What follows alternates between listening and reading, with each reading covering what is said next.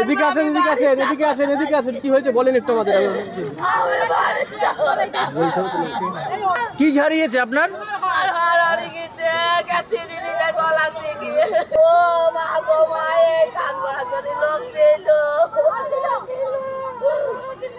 আপনারও হারিয়েছে দিদি? আপনারও?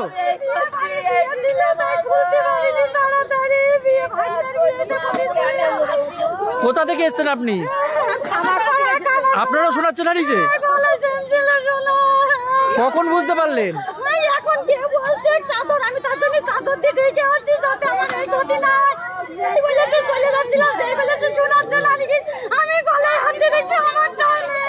পুলিশকে জানিয়েছেন? পুলিশকে জানান। সভা চলাকালীন হয়েছে, মুখ্যমন্ত্রীর সভা চলাকালীন। যখন মুখ্যমন্ত্রী বক্তব্য ছিলেন এখানে?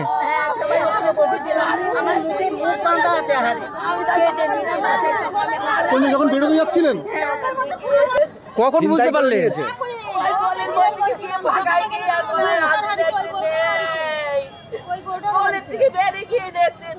কোথা থেকে এসেছেন আপনি?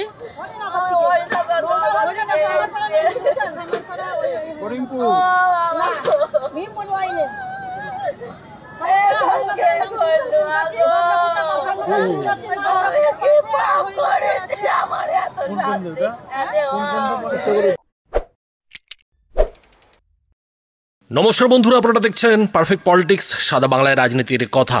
বন্ধুরা, এই ভিডিও দেখে হাসবো নাকি কাঁদবো, কি করব বুঝতে পারছি না। কেননা মুখ্যমন্ত্রীর জনসভা কৃষ্ণনগরে, মুখ্যমন্ত্রী সেই সঙ্গে তিনি পুলিশ মন্ত্রী, এবং যে জনসভায় হাজার হাজার পুলিশ উপস্থিত, সেই জনসভা থেকে তৃণমূলের 3 মহিলা সমর্থকের সোনার হার চুরি হয়ে গেল।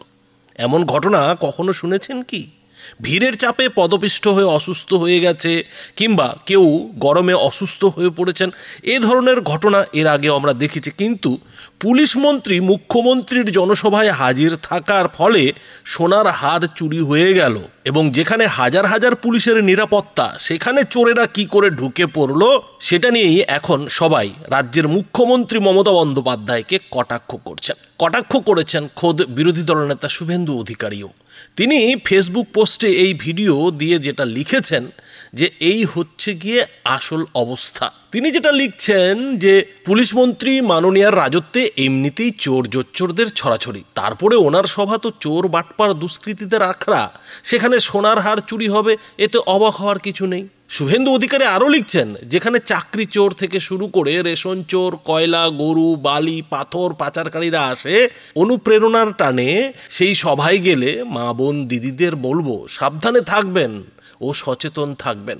যেখানে রাজ্যের যুবক যুবতীদের ভবিষ্যৎ চুরি হয়ে যাচ্ছে, সেখানে সোনার হার চুরি তো সামান্য বিষয়। এমনটাই কিন্তু ফেসবুকে কটাক্ষ করে লিখেছেন রাজ্যের বিরোধী দলনেতা শুভেন্দু অধিকারী।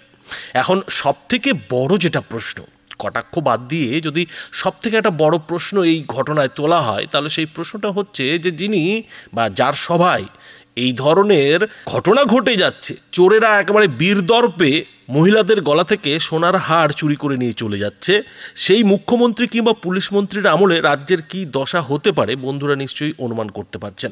এবং সেই মুখ্যমন্ত্রী কিনা এই জনসভায় আশ্বাস দিচ্ছেন যে আপনারা নিশ্চিন্তে থাকুন, আপনাদের কিচ্ছু হবে না।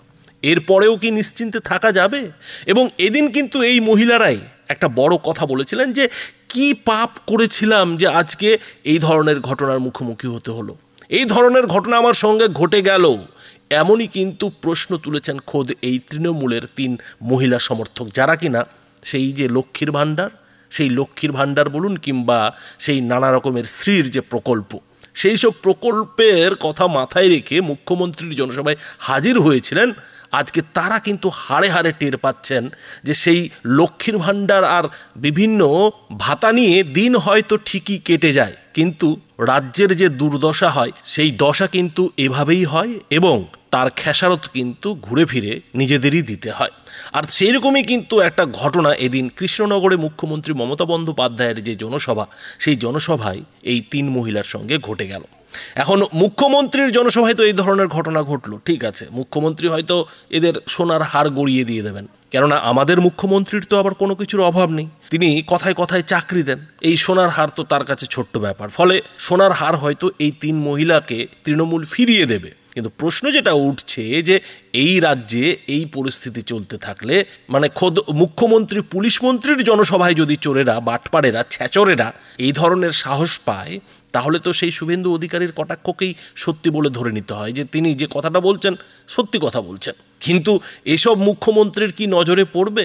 আমাদের মুখ্যমন্ত্রী মমতা বন্দ্যোপাধ্যায় আছেন নিজের তালে, তার ভোট ব্যাংক সামলানোর তালে, এবং সেই ভোট ব্যাংক সামলানোর জন্য তিনি এই সব মহিলাদের কিভাবে জনসভায় তাতালেন, বন্ধুরা সেই ভিডিওটাও দেখুন। এখানে একজন স্বরাষ্ট্রমন্ত্রী আছেন, তিনি করতে পারেন না এমন কোনো কাজ নেই। তার 2 চোখ দেখলেই মনে হয় ভয়ঙ্কর দুর্যোগের বার্তা, দুরভিসন্ধি। এক চোখে তার দুর্যোধন, আর এক চোখে তার দুঃশাসন। তিনি বলে দেয় এদের সব বাংলাদেশি বলে বাদ দিয়ে দাও, এদের রোহিঙ্গা বলে বাদ দিয়ে দাও। তাহলে জেনে রাখুন, SIR করো আর যাই করো, বাংলা থেকে মানুষকে তাড়ালে কি করে নিয়ে আসতে হয় আমরা জানি, আর বাংলায় কাউকে আমরা তাড়াতে দেব না, এটা মাথায় রাখবেন। শুধু আমার একটাই অনুরোধ, বর্ডার এরিয়ায় যেখানে BSF আছে ওদের ধারে কাছে যাবেন না।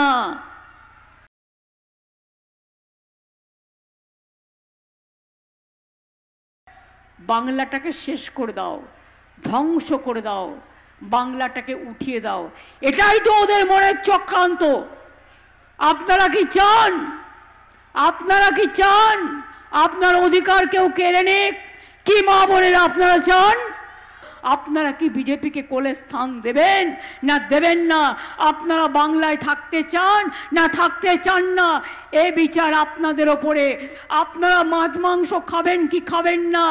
বিজেপি তো মাছ মাংস খেতেও দেয় না। বিজেপি একটা কমপ্লেন দিয়েছে, অনেক সবার নামে কমপ্লেন দিয়েছে, মানে বিজেপি ছাড়া সবার নাম বাদ। কেন বিজেপির কমপ্লেনে কাজ হবে? আমি জানতে চাইছি। এটা আমার ভদ্রতা করে জিজ্ঞাসা ইলেকশন কমিশনের কাছে। বিজেপি চিঠি দিলেই সেটা রামায়ণ মহাভারত, আর বিজেপি চিঠি দিলেই নাম কাটতে হবে। বিজেপির IT সেল আপনাদের ভোটার লিস্ট তৈরি করে দেবে, সেই ভোটার লিস্টে আপনারা ভোট করবেন। আপনাদের এটাই তো পরিকল্পনা। মনে রাখবেন, বিহার পারেনি, বাংলা পারবে। আপনার যা ইচ্ছে করে যান, মনে রাখবেন বাংলায় SIR করুন, এজেন্সি লাগান, ইলেকশনের আগে ইনকাম ট্যাক্স লাগান, ED লাগান, CBI লাগান, BSF লাগান, CRPF লাগান, CISF লাগান।